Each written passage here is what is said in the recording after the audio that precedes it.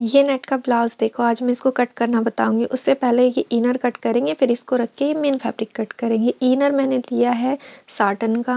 अभी देखो कपड़े को मैंने खोल लिया है, जो मैंने इनर के लिए लिया था, तो इसको मैंने फ़ोल्ड कर लिया, ठीक है। फ़ोल्ड कितना करना है, जितना भी आपकी चेस्ट हो उसका 1/4 करेंगे और उसमें 2 इंच एक्स्ट्रा। तो जो मैं ब्लाउज़ कट कर रही हूँ उसके लिए चेस्ट है 38, उसका 1/4 किया तो आएगा 9.5 और 2 इंच एक्स्ट्रा मतलब 11.5 इंच में इसको फ़ोल्ड कर रही हूँ। इतना क्लियर, देखो 11.5। अब लेंथ का निशान लगा लेंगे। लेंथ मेरे को 14 चाहिए तो 14.5 पे मैं एक मार्क कर दूँगी, ½ इंच ऊपर जाएगा सिलाई में। अब नीचे फोल्डिंग के लिए मैं 2 इंच और एक्स्ट्रा ऐड कर रही हूँ, तो लगभग 16.5 पे मैंने निशान लगा दिया। अब 16.5 को मैंने ऐसे पकड़ा, एक बार और मैंने ऐसे फोल्ड कर लिया। तो ये हम 2 आगे और पीछे का एक साथ कट कर लेंगे फ़िलहाल के लिए, ठीक है। इतना सिंपल ब्लाउज़ कट कर रहे हैं तो उसको आप ऐसे कट कर सकते हो। तो टोटल लंबाई ये जो है 16.5 है और चौड़ाई में ऐसे है 11.5। आप शोल्डर का निशान लगाएंगे 7 इंच पे, ठीक है। 7 इंच पे निशान लगा दिया। इस निशान को लगाने के बाद सीधा कर दोगे। ऐसे मैंने गहराई दी है 6.5 इंच, क्लियर। इतना एपेक्स पॉइंट का निशान लगाया 10 इंच पे और कमर का लगा ही हुआ है, ठीक है, 14.5 पे, क्लियर। इतना अब ये 10 इंच पे, ये वाला 14.5 पे लगा हुआ है नीचे फोल्डिंग का। अभी देखो चेस्ट का 1/4 करेंगे, तो चेस्ट है 38, उसका 1/4 आया 9.5। जो 10 इंच वाला निशान था वहाँ पे मैंने 9.5 पे मार्क कर दिया। कमर है 34, उसका 1/4 होगा 8.5, मतलब 4 से डिवाइड किया और ½ इंच मैं ऐड कर रही हूँ प्लेट के लिए, नीचे जो प्लेट डलेगी। अब इस दोनों निशानों को ऐसे मिला दिया। अब यहाँ पे 1 इंच का निशान लगाते हुए ऐसे आर्म होल की शेप दे देंगे। इतना क्लियर। ये 2 इंच नीचे फोल्डिंग में। फिर देखो यहाँ से कट करेंगे, यहाँ से निशान पे कट करेंगे और यहाँ से 2 इंच एक्स्ट्रा लेते हुए कट करेंगे, क्योंकि हमने 2 इंच एक्स्ट्रा ही फोल्ड किया था। इतना क्लियर। निशान पे मत कट कर देना। अब इन दोनों हिस्सों को हम अलग कर देंगे। ये फ्रंट और बैक पार्ट अलग से हम कर देंगे। अभी देखो फ्रंट का निशान लगाना मैं बताऊँगी कैसे लगाते हैं। देखो कपड़ा रखा, अब इसके बाद 11 इंच पे मैं एक निशान लगा रही हूँ, 11 पे, ठीक है। इतना क्लियर। 11 इंच पे मैंने एक निशान लगाया। आप देखो यहाँ से लगाएंगे 3.5 इंच पे निशान, 3.5 पे लगाया। अब इस निशान को बिल्कुल सीधा कर देंगे, क्लियर। आप कोई भी एक चूड़ी लें जो भी आपके पास हो, उसको ऐसे रखें। इस पे रखने के बाद ऐसे एक सर्कल बना लें, चाहे तो वैसे लगा बना लें, अगर आप बना सकते हैं तो चूड़ी से आप आसानी से बना सकते हैं, ठीक है।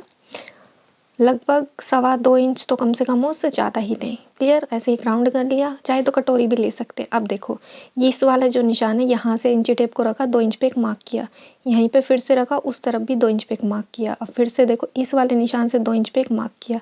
ये दो दो हैं हर एक निशान। अब इस निशान को ऐसे तिरछा हमने मिला दिया, इस निशान को भी ऐसे तिरछा कर दिया।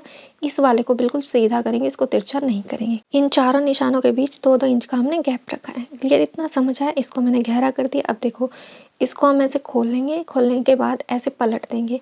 पलटने के बाद ऐसे थोड़ा सा टैप करोगे, हल्का सा प्रेस करोगे तो दूसरी साइड भी निशान आ जाएगा। देखो अभी मैं दिखाती हूँ, ऐसे ऐसे थोड़ा सा टैप टैप करोगे तो इस साइड भी हल्का निशान आ जाएगा। कैमरे में नहीं देख पा रहे हो, लेकिन वैसे आप देख पाओगे जब आप खुद से बनाओगे तब। इतना क्लियर। ये देखो थोड़ा डार्क कलर का ही लेना चाक, जिससे कि आसानी से आप देख पाओ। तो ये हमने फ्रंट पार्ट के लिए निशान लगा दिए, यहाँ पे प्लेट्स लगेंगी, क्लियर। ये हम सिंपल ब्लाउज कट कर रहे हैं, जो कि बिल्कुल आसान है। अब ये बैक पार्ट वाला कपड़ा ले लिया हमने। अब इसमें भी पीछे का निशान लगाएंगे प्लेट्स के लिए, तो मैं निशान लगा रही हूँ इसमें भी 11 इंच पे। इतना क्लियर। 11 इंच पे निशान लगाने के बाद ऐसे बंद साइड से 3.5 इंच पे निशान लगाया, इसको सीधा कर दिया। सेम ऐसा ही निशान इस तरफ भी लगाएंगे।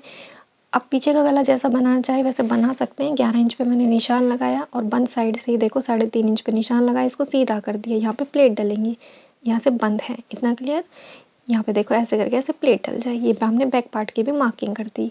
अब मेन फैब्रिक लिया, ये वाला पार्ट मैं पीछे रखूँगी, क्योंकि आगे से ओपन रखना है तो आगे से मैं प्लेन रखूँगी। अदरवाइज़ मैं इसको हमेशा आगे रखती हूँ, अगर पीछे से ओपन रखना हो तो ब्लाउज ये आगे अच्छा लगता है। बाकी अभी तो पीछे रखना पड़ेगा, तो ये मैंने ऐसे फोल्ड किया कढ़ाई से कढ़ाई मैच करते हुए। अब देखो यहाँ से ऊपर की तरफ मार्क कर लूँगी मैं 14.5 पे, ½ इंच ऊपर सिलाई में चला जाएगा, 14 इसकी लेंथ बचेगी। अब देखो इसी पे अपने मेन फैब्रिक पे हमने इनर को सेट कर दिया, जहाँ पे हमने निशान लगाया था वहाँ से। इतना क्लियर। नीचे वाला हिस्सा फोल्डिंग में चला जाएगा। अभी मैं दिखा रही हूँ, देखो ऐसे सेम कट कर देंगे। ध्यान रखें कि इनर को कहाँ प्लेस करना है, जितनी आपको लेंथ चाहिए उसके अकॉर्डिंग आप माप लें। नीचे बॉर्डर दिया हुआ था तो उससे ऊपर मैंने लेंथ माप ली, क्लियर। अब ये देखो इसको ऐसे खोला, ये उल्टी साइड है तो इस पे अपने इनर को रखेंगे। ये देखो मैं जैसे दिखा रही हूँ, क्लियर। इतना आप चाहें तो इसमें 2 इनर भी लगा सकते हैं, कॉटन का अलग से, तो वो ज़्यादा अच्छा बनता है। ये देखो ये नीचे से ऐसे फोल्ड हो जाएगा। मैंने 14 इंच इसकी लंबाई तैयार रखनी है, 14.5 मैंने ली है। अब ये देखो ये जो प्लेन फैब्रिक बचा है इसका मैं यूज़ करूँगी आगे वाले पार्ट के लिए, ठीक है, क्योंकि आगे से ओपन रखना है। तो आगे वाले पार्ट की जो हमने मार्किंग की है वो वाला फैब्रिक लिया, बिल्कुल इनर जितना ही हम मेन फैब्रिक भी कट कर देंगे। इतना क्लियर? ये नेट वाला ब्लाउज हम कट कर रहे हैं, इतना समझ आ रहा है? ये देखो मैंने कट कर दिया है। इसमें अगर आप 2 अस्तर लगाएंगे, एक कॉटन का और एक ये वाला, तो ये बहुत अच्छा लुक देगा। ये शाइनिंग वाला तो लगाना ज़रूरी था क्योंकि नेट में से बिल्कुल कपड़ा दिखता है, तो हम कॉटन का नहीं लगा सकते। इतना समझ आ रहा है? ये देखो, तो ये मैंने ऐसे प्लेस कर दिया। अब ये बाजू के लिए कपड़ा इतना ही बचा। ये देखो ऐसी कढ़ाई है, ये पूरे पे आने वाली भी नहीं है, पर फिर भी इसका यूज़ करने के लिए बोला है जिनका भी ब्लाउज है, तो फिर हम इसी में लगाएंगे। ये देखो ऐसे मैंने फ़ोल्ड किया कढ़ाई को बीच में ऐसे रखते हुए, ठीक है, ताकि बराबर हिस्से में आ जाए।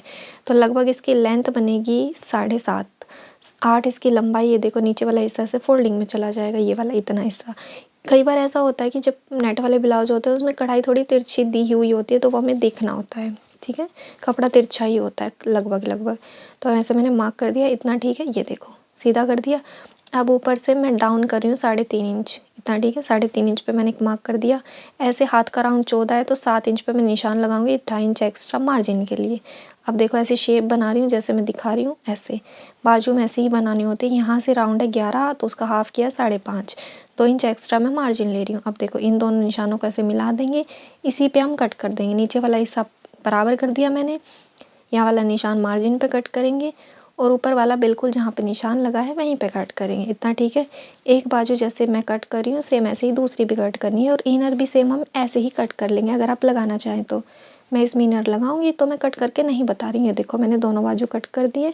अभी मैं इसका फाइनल लुक दिखाऊंगी। ये देखो एक बाजू ऐसी है जो कि बहुत प्यारा लुक दे रही है। ये आप इसमें 2 अस्तर लगाना तो और अच्छा लगेगा। ये इतना समझ आ रहा है? ये देखो मैंने इसमें जो टसल्स बनाई है उसकी अलग से वीडियो डाली है, होप्स हो कि आपको ये कटिंग वीडियो समझ आई हो। ये देखो इसका फाइनल लुक प्यारा लग रहा है ना?